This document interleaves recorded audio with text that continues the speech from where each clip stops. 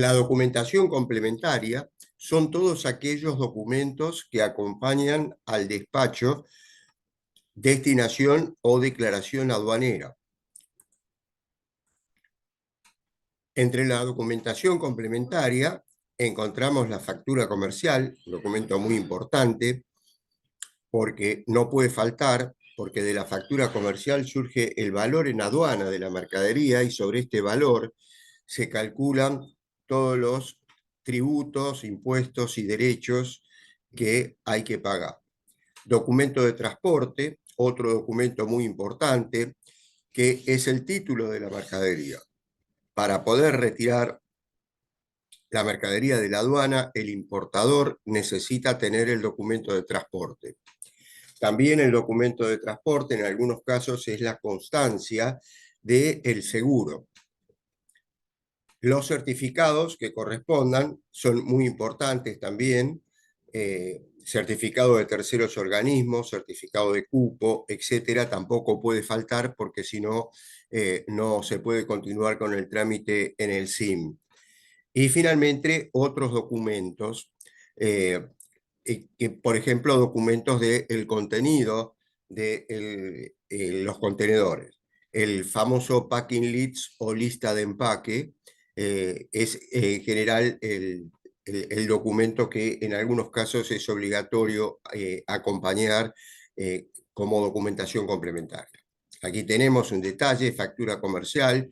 Es emitida por el vendedor del exterior, donde constan las mercaderías y sus precios de venta. Por eso dijimos que es un documento muy importante que no puede faltar porque justamente de ahí surgen el valor en aduana de la mercadería. Documento de transporte, de acuerdo a la vía, tiene distintos nombres: conocimiento de embarque marítimo en la vía marítima, guía aérea, o carta de porte aérea también en la vía aérea, carta de porte terrestre en la vía terrestre, talón de encomienda postal cuando la mercadería viene por vía postal, es emitido por el transportista o por el correo en el caso de la encomienda postal. El documento de transporte, como dijimos, es muy importante. Es el título de la mercadería, el que tiene el documento de transporte es el dueño de la mercadería, y además en los casos de transporte global, de seguro global, perdón, o seguro flotante, también es la constancia de la póliza de seguro. Sin embargo, el documento de transporte puede faltar, después vamos a ver. Certificados que corresponden a la operación, certificados de origen, de cupo, sanitario, de seguridad, licencia de importación, etcétera. Estos certificados tampoco pueden faltar. El único que puede faltar es el certificado de origen. Recordamos que el certificado de origen Mercosur, por ejemplo, es muy importante porque permite no pagar derechos de importación, ¿no? Mercaderías que son originarias de Mercosur, cuando se importan, no pagan derecho de importación ni tasa estadística. Entonces el certificado de origen puede faltar. Y después otros documentos necesarios. En general, en la actualidad, el único que ha quedado vigente son las notas de empaque, ¿no? El listado de empaque o packing list, que es un documento en el cual está el detalle de las mercaderías que están dentro del contenedor. Como dijimos, en la explicación puede faltar certificado de origen y también puede faltar documento de transporte. Cuando falta certificado de origen, para poder terminar el trámite y poder retirar la mercadería de la aduana, del depósito fiscal, la diferencia, hay que garantizar, hay que constituir una garantía. En el caso del certificado de origen, la garantía es la diferencia de tributos, o los tributos en el caso de certificado de origen Mercosur, y 1% de valor en aduana de la mercadería en concepto de multa. Eso es lo que compone la garantía cuando falta certificado de origen. Y cuando falta el documento de transporte, lo que hay que garantizar es el valor en aduana de la mercadería, o sea, lo que costó la mercadería, un valor idéntico, hay que constituirlo en garantía, y además de ello, el 1% de valor en aduana en concepto de multa por si finalmente el certificado no se presenta. ¿Cuáles son los plazos para presentar la documentación faltante? En el caso del certificado de origen, el plazo para presentarlo es de 15 días. Por supuesto, si a los 15 días no se presenta, se pierde la garantía. Y lo mismo ocurre con el documento de transporte, del cual hay un plazo de 30 días para presentarlo. Vamos a ver ahora certificado de origen. ¿En qué caso se debe presentar el certificado de origen? Cuando el origen de la mercadería dé derecho a la aplicación de preferencias arancelarias o tratamientos diferenciales. Por ejemplo, en el caso de mercadería origen Mercosur u origen Aladi, que puede tener preferencias arancelarias. Para justificar entonces esa reducción de tributos o no pagar tributo en el caso de Mercosur, hay que justificar que la mercadería tiene ese origen. Para eso se hace con el certificado de origen. También hay que presentarlo cuando la mercadería esté sujeta a la aplicación de derecho antidumping compensatorio o específico, etc. Recuerdan que vimos esto como barreras eh, arancelarias, cuando vimos las barreras a la importación. Y justamente, por ejemplo, para cobrar derecho antidumping a una mercadería hay que demostrar de cuál es el origen. Para que la aduana pueda hacer el cálculo de esa reducción de precio que trae la mercadería. Lo mismo en el caso de derecho compensatorio, se necesita también probar el origen de la mercadería para demostrar que en ese país la mercadería está siendo subsidiada y viene con un precio inferior al que tiene. También, en algunos casos, el Ministerio de Economía exige certificado de origen, pero por cuestiones estadísticas. En estos tres casos, entonces, hay que presentar certificado de origen. Ahora vamos a ver las particularidades del certificado de origen más importante de nuestro país, que es el certificado de origen Mercosur. Certificado de origen Mercosur. ¿Cuál es el contenido del certificado de origen o los trámites que tiene que tener ese certificado para ser válido? En el esquema se ve que lo emite el fabricante exportador en el país extranjero. En este gráfico es como que está representado Brasil y Argentina, como si fuera una mercadería origen Brasil. El fabricante o exportador, en nuestro ejemplo imaginario en Brasil, emite el certificado. Luego ese certificado pasa por la entidad certificante autorizada. Esa entidad certificante son entidades que nuclean a los empresarios de un determinado sector. Por ejemplo, en Argentina, la Unión Industrial Argentina, que nuclea a todos los industriales, de manera que esa entidad certifica porque conoce qué produce ese fabricante exportador. Entonces pasa por la entidad certificante autorizada, luego va al consulado argentino para que le dé validez a ese certificado y finalmente viene a nuestro país y pasa por el Ministerio de Relaciones Exteriores para visar ese certificado y que tenga vigencia dentro del territorio de nuestro país. Como ven, el camino que sigue el certificado y la cantidad de trámites es bastante importante.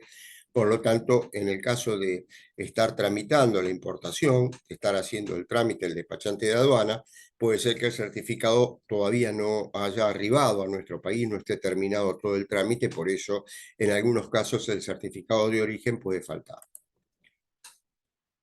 ¿En qué caso se debe emitir el certificado de origen?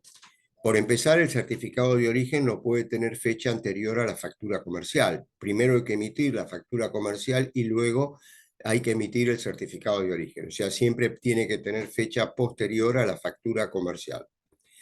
Y hay un plazo para emitirlo, que es de 60 días corridos a partir de la emisión de la factura comercial, pero ese plazo no puede ser superior a los 10 días hábiles después del embarque.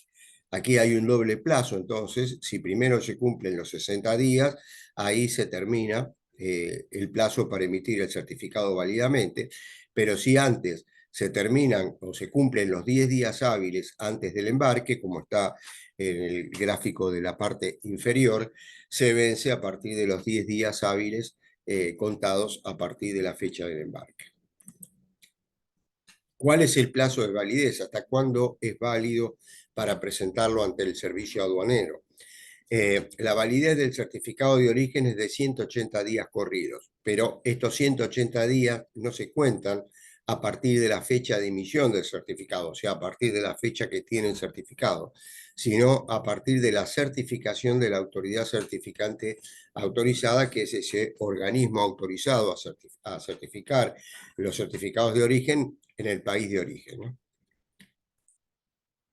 ¿Qué clase o qué versión del certificado es exigible? ¿Se puede presentar en una fotocopia certificada o algún otro tipo de versión de certificado? No.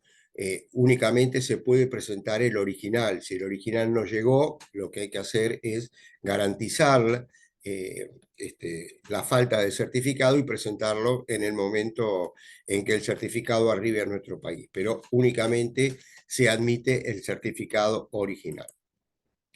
El certificado tiene que estar perfecto. No puede tener espacios en blanco, tachaduras, raspaduras, enmiendas, interlineados, etc. Tiene que estar perfecto, no puede tener ningún campo en blanco tampoco, sino la aduana lo va a rechazar. ¿Qué pasa si la aduana lo rechaza o si yo detecto que el certificado tiene algún defecto? El certificado se puede reemplazar, pero hay ciertos requisitos. Primero, se puede reemplazar si no fue presentado ante la aduana. Si se presentó ante la aduana y la aduana lo rechazó porque tiene algún defecto, ya no se puede volver a presentar.